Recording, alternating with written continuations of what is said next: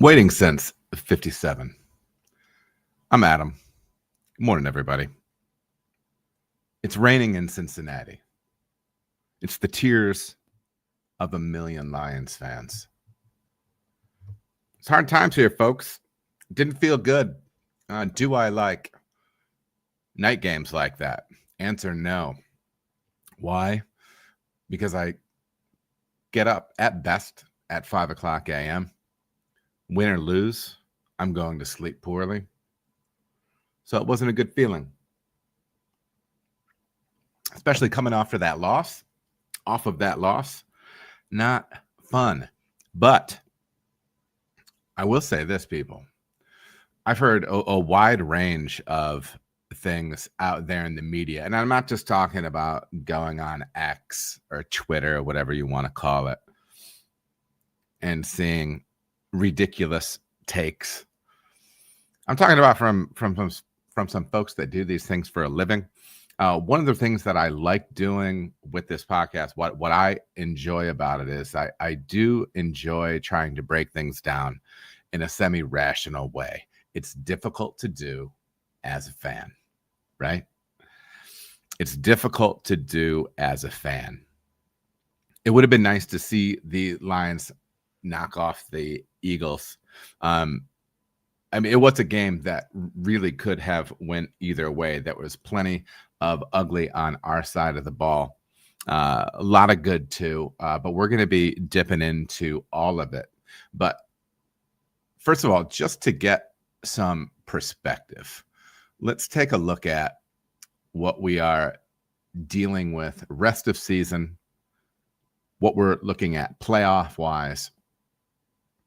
Because right now, hit the panic button. The Lions are out of the playoff picture for right now. Okay? So let's take a look at what this means. We have right now in order, we have the Eagles in the 1 seed, Rams at 2, Bears at 3. I'm going to say right now, the Bears are the best team on the board. They do not belong where they're at, and we'll see how long this ride lasts. I have a feeling we're going to end up finding out quite a bit here as we roll through the rest of this schedule. Bucks at 4, Seahawks at 5, Packers at 6, Niners at 7. Lions are the first team on the outside looking in. They are now at 6-4, and it doesn't feel good. But when you go to NFL.com and you scroll through this information, they'll also give a playoff probability that they make the playoffs. Eagles, because they're in a trash division, and also the fact that they're 8-2, they are sitting at a probability of 99%. The Rams are at 99%. The Bears, the number 3 overall seed, their playoff probability is at 58%. Bucks 85, Seattle 90, Packers 74, 49ers 86.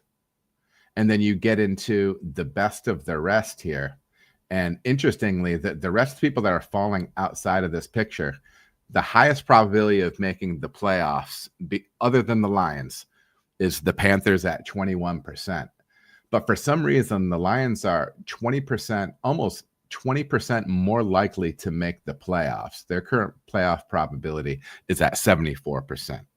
So don't jump off the bridge. Don't jump off the bridge just yet. How can that be on multiple levels? You can take that from an analysis standpoint and just say, listen, the Bears aren't who they think they are. Apparently, the Bears were, when they played Minnesota this weekend, they won, and they started blaring Dolly Parton's 9 to 5 after the game for 2 hours as a way to taunt JJ McCarthy's alter ego, 9. We talked last week on the show about what a miserable idea it is to give yourself a nickname. let alone having that nickname referred to your alter ego. As a born and bred Michigan boy, I didn't want to dislike him. You know what I mean? But announcing you have an alter ego where you're making crazy faces and you've had a terrible start to your now second season, first time playing. But anyways, apparently the Vikings had their speakers removed from the opponent's locker room. But Lions are still in fine position here, folks. They're still in fine position. Now, they need to start winning some games. And let's take a look at this schedule for the Lions for the rest of the year. They got to start stacking up some wins here, people. We have next week, Giants, Green Bay, and Dallas, all at home. In my mind, I really feel as if they need to win all three of those games. When I say need, I mean need for me to feel good about how things are going. You know, I need those 3 wins. It's certainly not going to hurt their chances. Green Bay game is potentially going to be tough, but Green Bay does not look anything like they did at the beginning of the season. Giants, I would love it if we were playing against Jameis as opposed to Jackson Dart. Jameis is a wild man, though.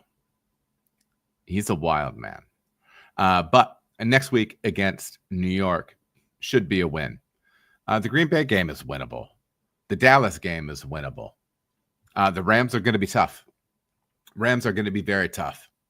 It's going to be interesting to see week after that, week 16. We have Steelers again at home. It's going to be interesting to see what is going on with the state of Aaron Rodgers, brittle old bones, because I know he at least has a small break, fracture, something in his non-throwing hand, his wrist on his non-throwing arm. I haven't dug too deeply into that just yet, but yeah, you never know. And also, I mean, he's almost my age. So you never know how somebody is going to heal. Then we have Vikings after that. That is going to be on the road, but thankfully it is indoors. And then we have Bears away in week 18. I think it's really possible for, you know, if things break right, the Lions could have 2 losses in there and still end up in very good shape and very strong for the playoffs. One of the reasons there's such a low percentage, though, marked on that playoff probability for the Bears is there are so many games left in division. So many games left in division. It's really wild. Let's dig into this. Next up, we have the Bears schedule. Bears have Steelers potentially benefiting from playing against Mason Rudolph. And then they have Eagles, Green Bay, Browns, Green Bay, San Francisco, and Detroit. That's a tough list. It's a tough list in part because I don't believe that the Bears are a better team than the Lions. In some of these 50-50 matchups that I think could be on the Lions slate when it's a similar team for Chicago, I don't know. I think they've had some things breaking right for them. They've had a lot of late game comebacks. Their defense is terrible. I don't think it's the exact same situation that we were looking at last year with Washington. But they do look like a team to me that's, you know, playing over expectation for right now.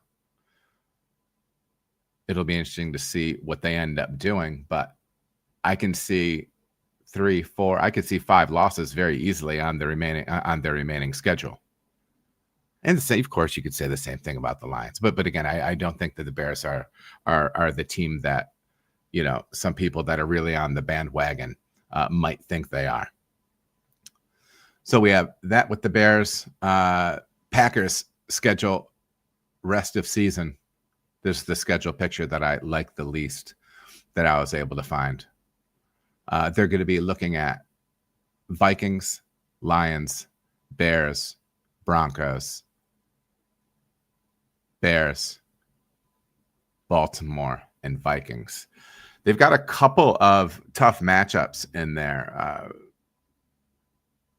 The horseheads, as my wife calls them. We were watching some football on Sunday, and she came in and sat down next to me, and it was the Broncos were playing, and she goes, "Oh, who's the horseheads?" I always like that about her. She's a good egg. But there's some tough non-division games left in here for the Packers. I know the record isn't all that great for Baltimore, but you do have a perennial MVP under center there, obviously, with Lamar Jackson. Derrick Henry is a beast, the ageless beast. And he looks much better with Lamar Jackson under center when they can be doing some of their pass run option stuff. And again, it could be a coin flip with some of these teams that they have on the schedule. But that pesky tide that they have, I would have been much happier if it was a loss.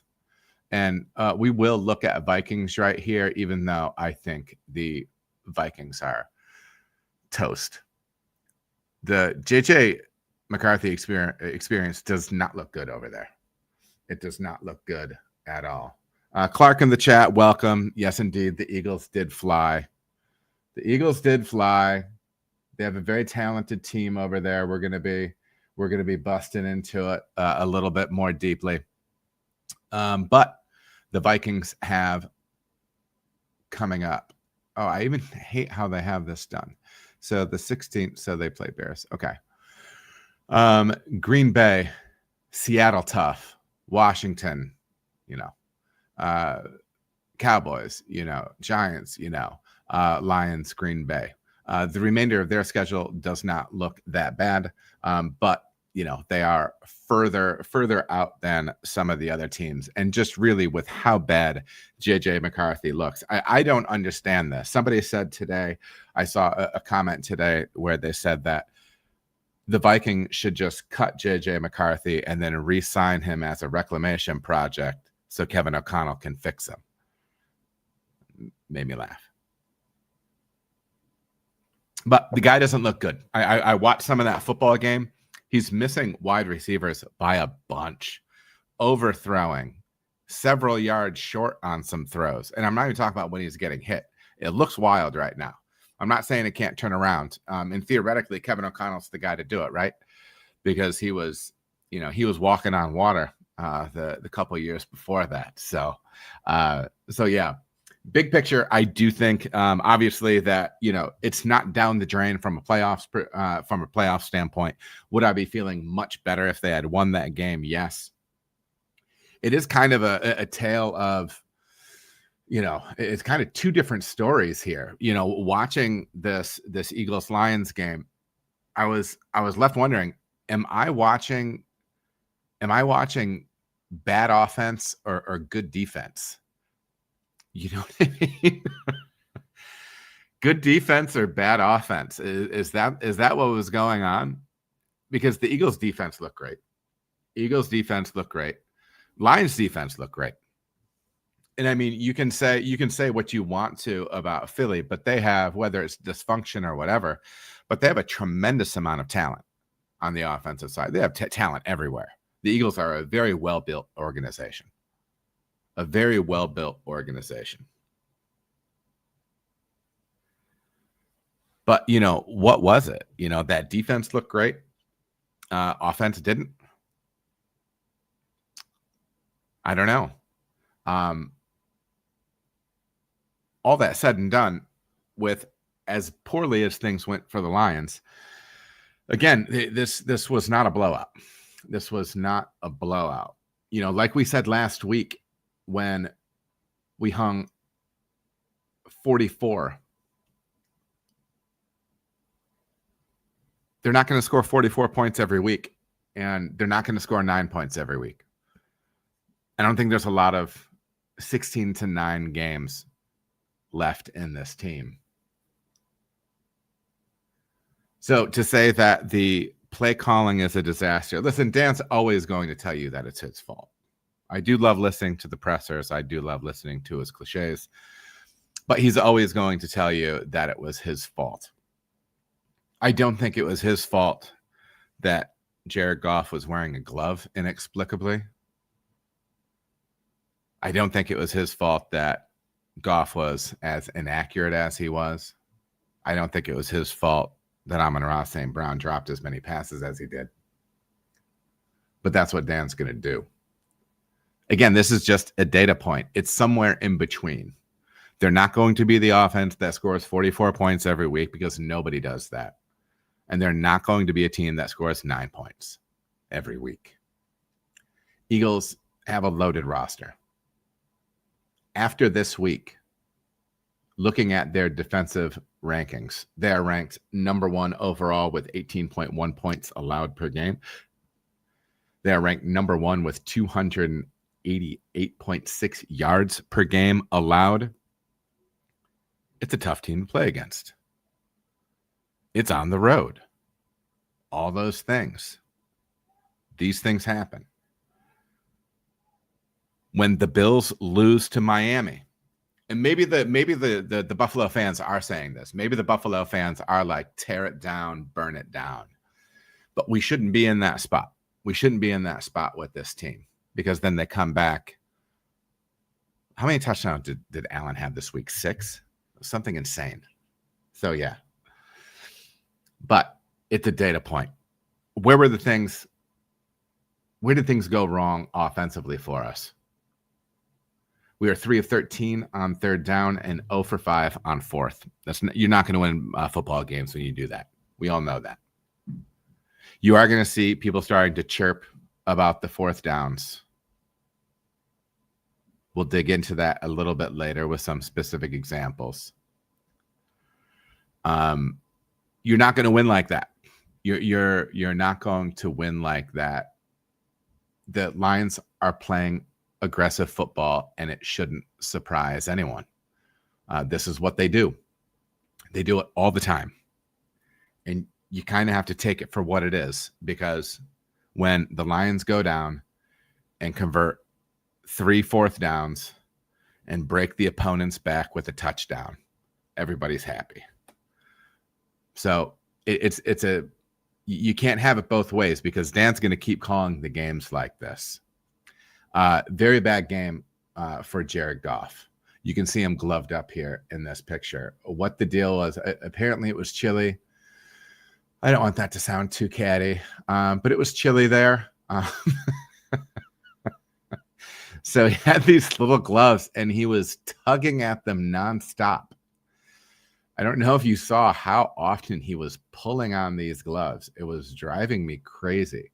Every time he throws the ball in between snaps, pulling on these gloves. I know he's from California. I know it was cold. But, man, come on. 37%, round up to 38%. 38% completion percentage. What this guy does is complete 75% of his passes, okay? You can say whatever you want about Goff. He's accurate. He's accurate, and he's cerebral, okay? He's not an athlete in the tradition, in the NFL sense.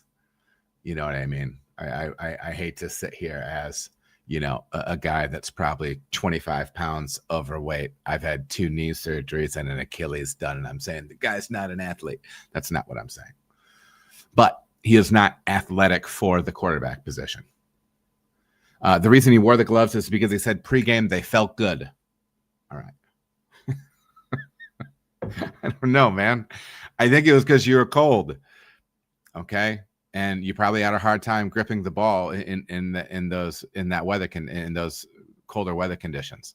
I don't like that stuff. It doesn't make me feel good. But I mean, it is what it is. They're going to have to figure out something else as far as that goes. I don't know if that's why he was inaccurate. Accuracy can also come down to being under pressure too. We've talked about that as well. There was a pressure up front from the edges. There was not a lot of time. The interior offensive line did not fare well. We're probably going to see inconsistency out of that for the rest of the year, even if they remain healthy. It kind of is what it is. We need to get healthier. We need to get more time with that group together. We're probably going to have to do something else at center. I don't know if the Lions feel as if they have that answer at center on the roster already, because I know a lot of people are already talking about, oh, we're going to have to spend on the offensive line. And then we might be mad if Dan and Brad think that they already have the guys on the roster. We'll see. We'll see. But that is going to be an issue for the rest of the year. Some weeks it's going to go well because they're going to blow up a bad defensive line like they did last week. But that did not work this week. And, with Goff, like I mentioned, accuracy and the mental game is where he wins. And the accuracy wasn't there. There was some miscommunication in a couple of different spots, and it wasn't pretty.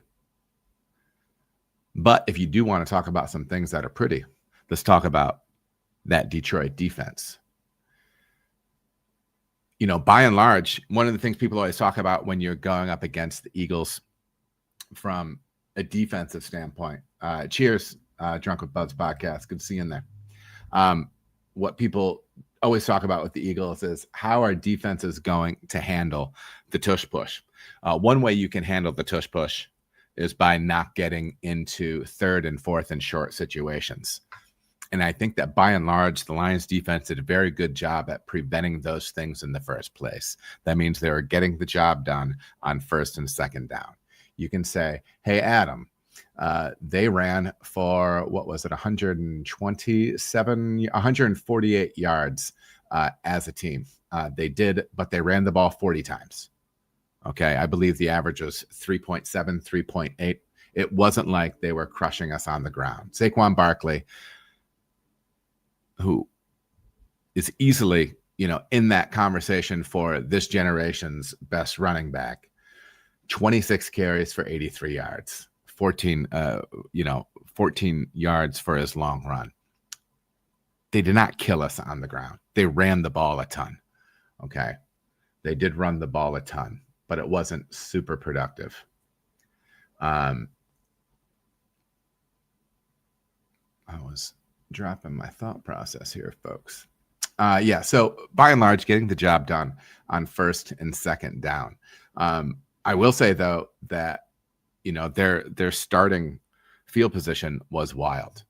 They had 4 drives start at their own 45-yard line or better. 3 of those drives started inside Lions territory.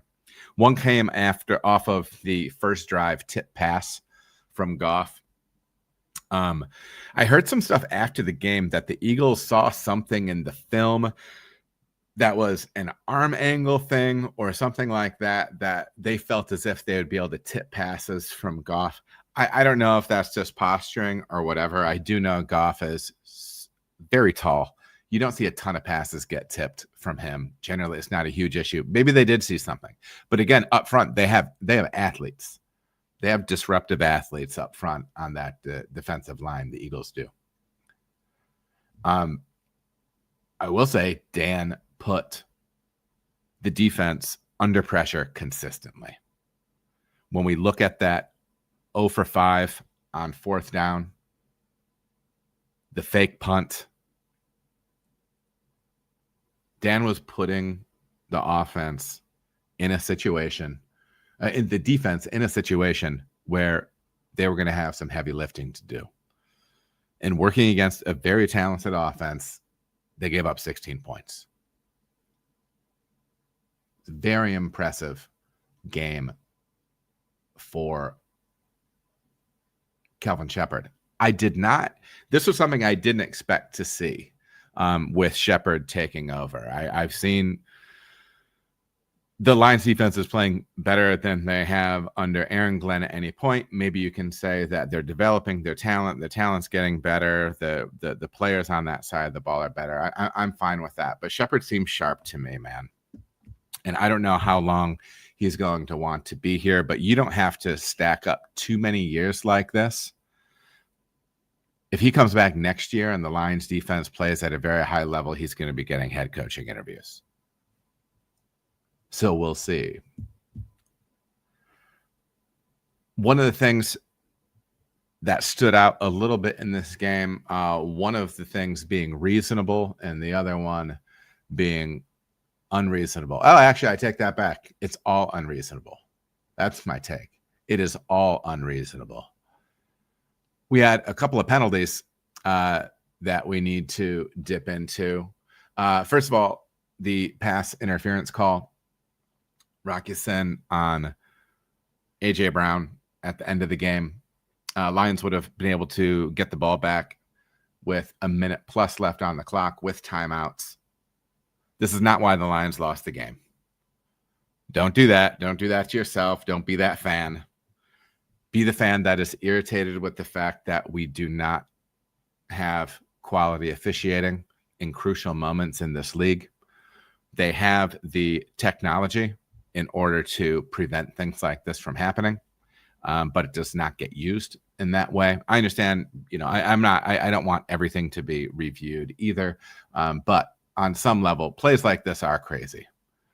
I did see somebody say that we're all robbed of the opportunity of seeing Jared Goff throw 4 consecutive incompletions to close out the game. Funny. That is funny. Very well could have been what would have happened, but they very well could have also scored a touchdown because they have dynamic playmakers, some explosive dudes. And we saw it again this week, and we'll get into that a little bit in winners and losers here in a minute. But the pass interference call was ridiculous. Adding to the ridiculous calls. Oh, that's not, I thought I had a JMO pick in here. I forgot my JMO pick. JMO hugging the goalpost. So apparently you can dance on the goalpost, like not Swift. Why would Swift pop into my head? Gibbs danced on the pole last year, I believe. Maybe it was earlier this year, sliding his back up and down it. No flag for that. But if you hug the post, that's a penalty. You can say he should have known that. It's a bonehead play. They lost a point. I don't think that's why they lost the game. I think it's another example of ridiculous rules in the league at times. There's no way, in no way, shape, or form should that be a flag. That's nonsense. Can you touch it in any way? Can you lean up against it? You can dance on it. Could you give it a high five? Could you butt bump it? Jahmyr Gibbs was grinding on it almost. I mean, the pole was behind him, but still, I don't know. It's a crazy call, and they need to get rid of stuff like that. But let's jump into winners and losers. As bad as this game feels, there are some winners. Kelvin Sheppard. He's unreal, man. He's unreal. Defense is performing at a really high level. Again, we have guys that are not supposed to be playing in the secondary. Every team has injuries and everything like that, but it does show the depth and Sheppard's ability to scheme around the talent that they have. His players really seem to love him. It's going to be interesting to see where he goes long term, because he appears to be the real deal. Jahmyr Gibbs, bad game on the ground, but he is a winner for the passing game stuff. Going back and because I always watch the condensed game afterwards. If you can do that, you really should. Between him and Jamison Williams, man, when they get into the open field, and even when they don't, these guys are shot out of a cannon, man. I mean, if you're not from a fan standpoint, if you're not appreciating the talent of those guys, and now, yeah, you can say they lost. That's not what I'm talking about. I'm talking about enjoying football, watching those guys break out into the flat, dragging across the field, hitting the open field. You got to enjoy it, man. You got to enjoy it. I go back and watch Barry Sanders highlights with my son. Now, we're talking about two different things, because Barry was not fast like these guys. He could juke and move. His vision was unreal, all that stuff. And I'm not saying any of these guys are better than him or anything like that. But just the wheels, the breakaway speed that these guys have is absolutely unbelievable. Seeing Gibbs rack up some explosives in this game is a big deal. They need them. I've always wondered a little bit why we do not see more passing work for Gibbs, trying to get him out into the flat. Again, I'm no expert with that, but I know that there are plenty of really fast running backs that can catch the ball, which Gibbs is one of, that punish opposing defenses. Different schemes use in that way.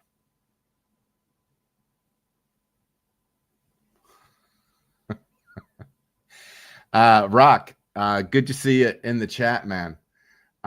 It is a good feeling watching me talk about muscular men wearing tights and sweating and running into each other. I wonder if you're brewing today. Hey, we need to set up a date for our podcast, man. But yeah, Gibbs, winner for his work in the passing game. The running game was nothing. Lions couldn't get anything going on the ground. Interior line was getting beat up. It wasn't pretty. Goff, also loser. And here's the first time I think I would ever consider calling this person a loser for the game. For the game, it's not in life, okay, people? It's not in life. This picture right here cracks me up. It's from Twitter. This is when they busted out. Who's the sixth lineman that they kicked outside? I can't see his name right there. It says Amon-Ra since the bye week. Just cracks me up. Something that hasn't been clicking for a couple of weeks with Amon-Ra St. Brown and Goff. Things like that are going to happen. I don't know if he's banged up, but he's dropping some balls. He's being targeted at a lower rate. Actually, I believe he's being targeted at a lower rate. I like to try to say things that I know are actually true. It feels like he's being targeted at a lower rate. And the production is just not there. Now, obviously, some focus has been going other places, with Jameson Williams getting the ball more, being targeted more. I think they missed Sam Laporta, who is beat up and is going to be beat up for a little bit. This back injury popped up. It almost seemed like a midweek back injury that popped up, but maybe I saw some speculation that they saw the play that he may have gotten hurt in the previous week, but they just immediately put him on IR. That's not a good look. That's concerning. It'll be interesting. It'll be interesting to see. And O-line, again, from a pressure standpoint, the run game wasn't working. One more loser for the week. And I say that with all love and respect. We're going to jump into the bad takes section of the pod. And I don't know if any of you listen to the Dungeon of Doom podcast that's over there on MLive. There's some things that drive me nuts about folks that report on teams. Okay. And God bless them. They're probably better at it than I am. I mean, they do it for a living. I'm doing this. I'm talking to two people right now live. Okay. So who am I? These guys are making a living doing it. But there's some things that I really dislike about some of the takes that I heard post-game. I listened to the post-game podcast that they did. It happened at 2 a.m. Just ask them.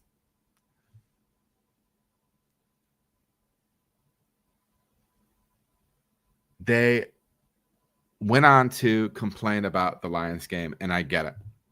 But I think like you can't always talk like a fan. If you're reporting, you can't talk like a fan. One of the takes from the podcast is sometimes you just got to take the points, which I understand. I totally understand that there are times in this game where if the Lions had kicked a field goal and made it, that the game could have looked very different. But that is also hindsight analysis. Dan talked about it in his presser, where he said, in general, we like to be really aggressive. In games like this, usually I think it's the right call to be very aggressive. meaning that he thought the Eagles were going to score a lot of points. But he said, looking back, with as low scoring as it was, it would have been advantageous to be conservative in some of those situations. That's not a quote, but that's nutshell, right? They also were talking about how the Lions are spending too much time being cute on offense or on their fourth down play calling. I think that's really, takes like that really, really bother me. When the stuff that Campbell does, the aggressive stuff that Campbell does, when it works, they're playing hard-nosed football. They're going to shove it down your throat. That's how that would be reported. If the Lions were 5 for 5 on fourth down, instead of 0 for 5 on fourth down, they wouldn't be saying, oh, he got too cute. He would be saying, oh, I mean, that's the grit. I'm not huge on the whole grit thing, by the way. But anyways, but yeah, I get the point that they're trying to make, right? But they do want to be the aggressors. They want to beat you up. And sometimes this is the flip side of it. So when you're reporting on it, don't say that they're getting cute, because if they had converted those things, you would be lauding them for how tough they are. I don't think that's fair analysis at all. It also really bothers me when, especially like, again, this isn't Twitter. This isn't X. This isn't some place where you're like throwing out takes or whatever, like as a fan. It drives me crazy when pundits say things like about a professional coach, you got to have a better feel for the game. And that was said in this podcast about Campbell. And listen, I love Dan Campbell. He's the best. Okay. So yeah, I am somebody that's going to go with what he does more often than not because of how he and Brad Holmes have fundamentally changed this organization. Okay. But to say you got to have a better feel for the game, to say that the way you were looking at it, the fake punt was just a flat out bad idea. If it works, he's a genius. You can't have lazy takes when it comes to stuff like this. Okay. And people are going to be full of those lazy takes. I did see a quote from Jeremy Reisman from, what is that? That's Pride of Detroit. And he said on X, the interesting thing is both teams looked bad on offense. Both teams looked really good on defense. And if things had broken a little bit differently, there wasn't a huge difference between those two teams in that game. There was not a huge difference. If you watched that game and said, those two teams are night and day different, I don't think that's the case. I don't think that's the case. But after a game where two teams were very, very similar, one team is the favorite in the NFC and the other team has been exposed. I always like that when people, the phrases people like to use, they've been exposed. It is what it is. Remember, last year, the Lions won every single one of these close games, and it didn't matter in the playoffs. What matters is that they make the playoffs and that they are healthy and hot and healthy, baby.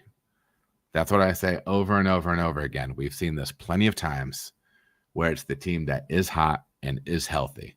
If you told me that the Chiefs snuck into the playoffs, how many teams are going to be really excited about playing the Chiefs in the playoffs? Nobody's going to be really excited about that. It's a similar thing. Don't let this take the air out of your sails. But we got to start stacking a few wins here. We can't lose to people that we should be beating. We should beat New York next week. We should slap New York around next week. And then if we do, we score 40 points again. Just come to center on it. Come to center on it. We want to see these guys get better, get healthy. And anyways, this upcoming week is going to be a little bit different from a schedule standpoint. This is going to be a little bit different from a schedule standpoint. I am going to be doing some traveling, visiting some family. I might be doing some Lions stuff in the coming week, but we'll play it by ear. Okay. So make sure to give us a follow and a sub and a like over on YouTube, Instagram, all waiting since 57. All that stuff really helps. Liking it, sharing it, even the stuff that you might see on Facebook. Please do me a favor with that. I really appreciate it. We might be diving into some Giant stuff a little bit later in the week. But anyways, appreciate you all tuning in, and we will catch you next time.